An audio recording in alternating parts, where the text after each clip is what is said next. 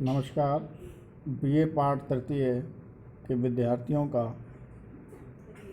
7वें व्याख्यान में स्वागत है। हम दुर्खिम के जो अंतिम अवधारणा हमारे पाठ्यक्रम में है उसका अध्ययन कर रहे हैं। आत्महत्या जो दुर्खिम की अवधारणा है, यह उनकी पुस्तक द सुसाइड 1897 में प्रकाशित घटना है। दुर्खिम ने आत्महत्या को सामाजिक तथ्य के रूप में स्थापित किया और समाजशास्त्रीय पद्धतियों के जो नियम हैं, समाजशास्त्रीय घटनाओं, प्रघटनाओं, समस्याओं के अध्ययन के जो दुर्खिम की पद्धति है, उसी के अनुरूप दुर्खिम ने आत्महत्या की अवधारणा की विवेचना की है।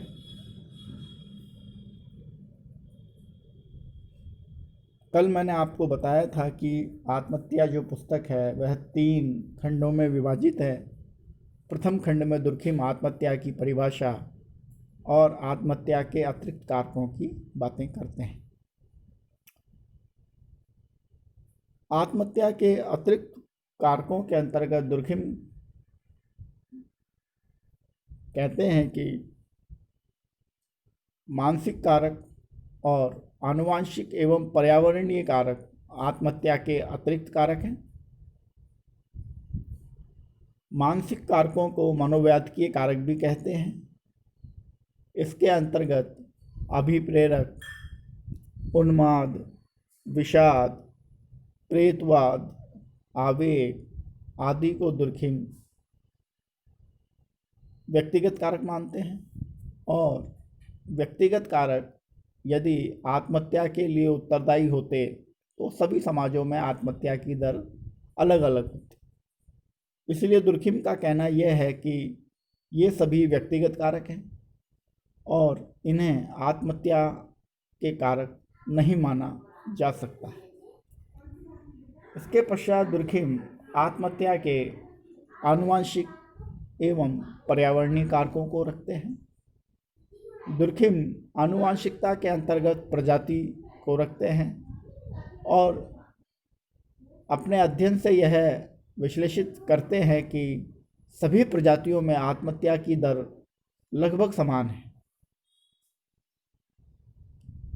इसलिए आनुवांशिक कारण आत्महत्या के लिए उत्तरदायी नहीं है। पर्यावरणीय कारकों के अंतर्गत दुर्खिम जलवायु, मौसम आदि को रखते हैं और कहते हैं कि जलवायु, मौसम के भिन्न भिन्न होते हुए भी सभी समाजों में आत्महत्या की दर समान होती है। अतः दुर्खिम आनुवांशिक एवं पर्यावरणीय कारकों को भी अस्वीकार करते हैं। दुर्खिम आगे कहते हैं कि आत्महत्या सामाजिक प्रघटना है जिसकी खोज समाज में होनी चाहिए। और अब दुर्खिम इस खंड में आत्महत्या के प्रकारों की विवेचना जो है द्वितीय खंड में करते हैं। दुर्खिम ने आत्महत्या के 4 प्रकार बताए: अहमवादी आत्महत्या, परार्थवादी आत्महत्या, प्रतिमानहीनवादी आत्महत्या और भाग्यवादी आत्महत्या। अहम प्रबल व्यक्ति इस समाज की आत्महत्याएं करते हैं। ऐसे व्यक्ति अपने आप को समाज से अधिक ऊंचा मानते हैं और समाज से अलग हो जाते हैं, अर्थात समाज के नियंत्रण से भी मुक्त हो जाते हैं। समाज से उपेक्षित, एकाकी और विस्तृत हो जाते हैं। परिणाम स्वरूप वह व्यक्ति समाज में अपने आप को अकेला, असहाय मानता है और उसके पास आत्महत्या के अतिरिक्त कोई हल नहीं होता।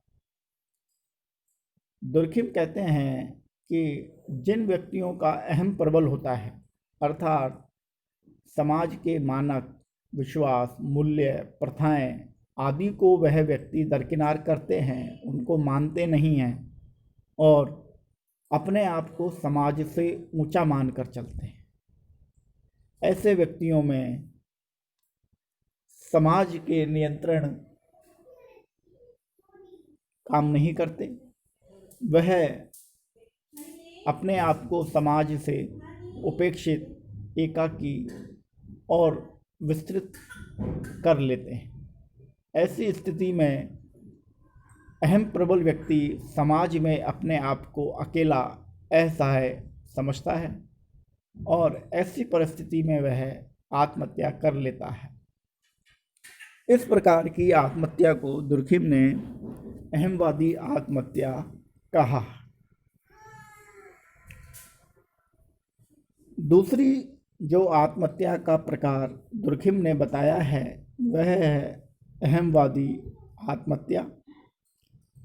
यह अहमवादी आत्महत्या परार्थवादी आत्महत्या बताया है।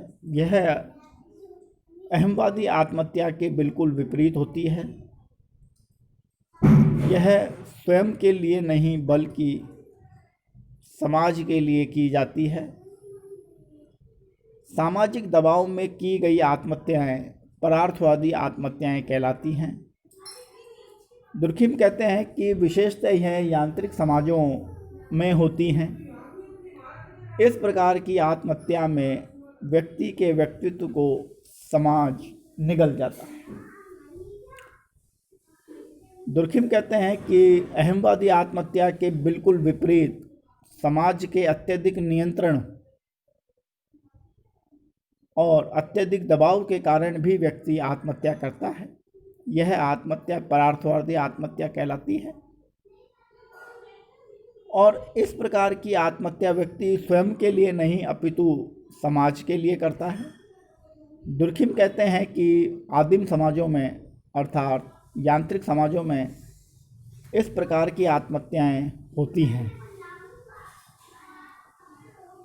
सीधे सीधे दुर्खिम का कहना है कि जब व्यक्ति के व्यक्तित्व को समाज निगल जाता है तब इस प्रकार की आत्महत्याएं सामने आती हैं। उदाहरण के लिए सती प्रथा, जौहर या किसी व्यक्ति का सेना में भर्ती होना, तीनों ही परार्थवादी आत्महत्या के अच्छे उदाहरण हैं। सती प्रथा के अंतर्गत किसी भी महिला का अपने पति की चिता पर बैठ के अपने आप को समाप्त कर लेना भी उसके शरीर के नष्ट होने से संबंधित क्रिया है। चूँकि यह सामाजिक दबाव के कारण की जाती है इसलिए परार्थवादी आत्महत्या की श्रेणी में आती है। इसी प्रकार जौहर, जब युद्ध के समय किसी एक प्रांत, राष्ट्र या देश की सेना हारती है तो उस सैनिक के परिवार में उनकी पत्नियां सामूहिक रूप से अग्नि जलाकर आत्महत्याएं करती हैं। इस तरह की आत्महत्या भी परार्थवादी आत्महत्या के अंतर्गत आती है। किसी सैनिक का सेना में भर्ती होना, किसी व्यक्ति का सेना में भर्ती होना भी इसी श्रेणी के अंतर्गत आता है, क्योंकि सैनिक कभी भी दुश्मन की मारक क्षमता से मृत्यु को प्राप्त कर सकता है। इसलिए सेना में जो सैनिक हैं उनकी मृत्यु को भी परार्थवादी आत्महत्या की श्रेणी में रखा जाता है। दुर्खिम का जो आत्महत्या का तीसरा प्रकार है वह है प्रतिमानहीन आत्महत्या। दुर्खिम कहते हैं कि सामाजिक जीवन में अत्यधिक विभेदीकरण, विशिष्टीकरण एवं श्रम विभाजन के कारण जैविकीय संबद्धता की स्थिति, व्यक्तिवाद से समाज में अशांति, विसंगति या मानव शून्यता की स्थिति से की जाने वाली आत्महत्याएं प्रतिमानहीन आत्महत्याएं कहलाती हैं। दुर्खिम कहते हैं कि जब सावेवी समाजों में अत्यधिक विभेदीकरण उत्पन्न होता है, अत्यधिक विशिष्टीकरण आ जाता है और श्रम विभाजन के नए प्रतिमान स्थापित होते हैं, तो समाज में नियमों में अशांति आ जाती है, मानकहीनता की स्थिति उत्पन्न हो जाती है। समाज में किसी भी प्रकार का कानून, मानक आदि कार्य नहीं करते हैं।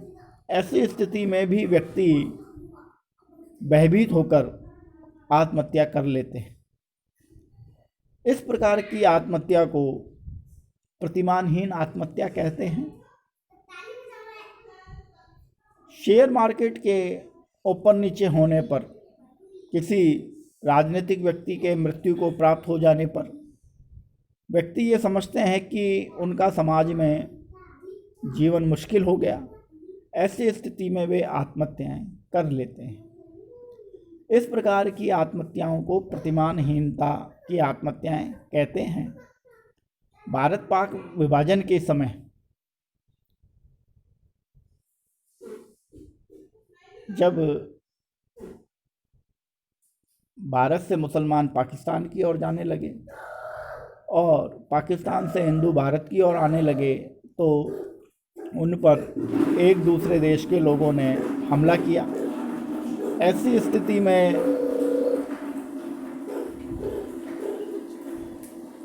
स्थिति में कुछ लोगों ने आत्महत्याएं की। उदाहरण के लिए पुरुषों ने तो लड़ाई लड़ी और जो महिलाएं ट्रेन में बैठी थी उन्होंने जहर खाकर अपनी जीवन लीला समाप्त कर ली, क्योंकि उनके समाज में उस समय किसी भी तरह के कोई मानक नहीं थे। मानक शून्यता की स्थिति आ चुकी थी और इस प्रकार की आत्महत्याओं को इस श्रेणी में रखा गया। चौथा जो प्रकार दुर्खिम ने आत्महत्या का बताया है वह है भाग्यवादी आत्महत्या।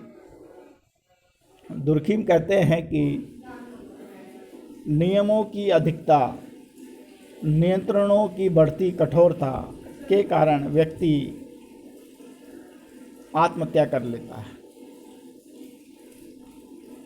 इस श्रेणी में दास समाज के लोगों द्वारा जो आत्महत्याएं की जाती हैं उनको रखा जाता है। दास को ऐसा लगता है कि वह अपने संपूर्ण जीवन में इस दासत्व से छुटकारा नहीं प्राप्त कर सकता और उसके ऊपर नियम बढ़ते चले जाते हैं, नियंत्रणों की कठोरता बढ़ती चली जाती है। तो वह इन सबसे मुक्ति पाने के लिए अपने जीवन को समाप्त करने की कार्रवाई करता है, जिसे भाग्यवादी आत्महत्या के अंतर्गत रखा जाता है। अब दुर्खिम अपने तीसरे खंड में यही स्थापित करने का प्रयास करते हैं कि आत्महत्या एक निजी प्रघटना तो है, लेकिन कुछ सामाजिक शक्तियाँ ऐसी होती हैं जो संपूर्ण समाज में काम करती हैं। इन सामाजिक शक्तियों का जो उद्गम है वह व्यक्ति से नहीं होता है और ये सामाजिक शक्तियाँ ही व्यक्ति को उसका शरीर नष्ट करने के लिए प्रेरित करती हैं। दुर्खिम के जो आत्महत्या के 4 प्रकार थे, उन सभी प्रकारों में सामाजिक शक्तियों ने व्यक्ति को प्रेरित किया कि वह अपने शरीर को नष्ट करे। अहमवादी आत्महत्या में समाज ने उसको नकारा, इसलिए व्यक्ति ने आत्महत्या की। परार्थवादी आत्महत्या के अंतर्गत समाज ने उसके व्यक्तित्व को निगल लिया, सामाजिक दबाव के कारण व्यक्ति ने आत्महत्या की। और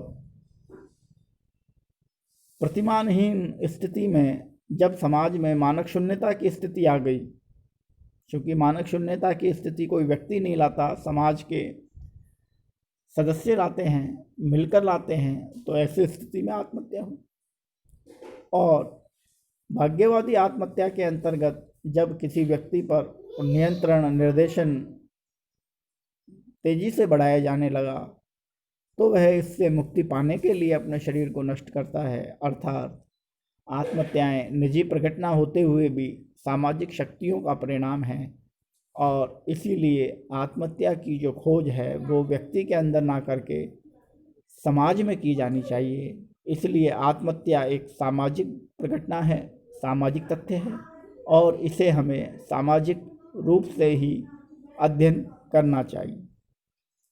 आज आप सभी विद्यार्थियों का जो प्रथम यूनिट का जो प्रथम विचारक थे इमाइल दुर्खिम की तीनों अवधारणाओं को मैं संपूर्ण करा चुका हूँ। अगले अध्याय में हम जो हमारे अगले सामाजिक विचारक हैं मैक्स वेबर, उसकी चर्चा करेंगे।